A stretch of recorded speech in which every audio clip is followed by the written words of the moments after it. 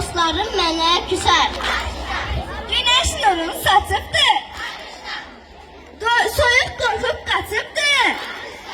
Novruz meşələrdə, bağlarda Novruz günü açıbdır. Əzizi bülbüləm mən, oyatmışım büləm mən. Çərşənbələr içində üçüncüyəm güləm mən. Sürü deyil naxırda, qazan dibi paxırda. Sonuncu çərşənbənin öz adı istəyirəm. Mən aşıqəm üzülər, qara gözlər süzülər. Novruzun süfrəsinə dinəyməz düzülər. Novruz geldi yurduma, her taraf gül çiçektir.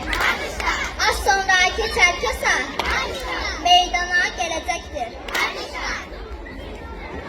Yurdumuza gelir yaz, açır bahar gülleri. Merkezi bərrövşəni, çöllərdən gəlir ətri.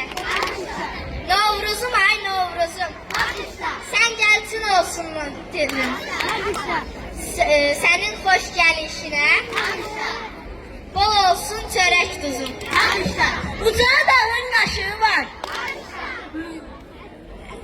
eteğinin daşı var.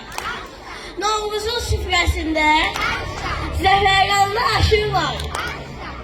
Gülü attım dənizə, batdı çıxmadı üzə. Ne olar bizim elə?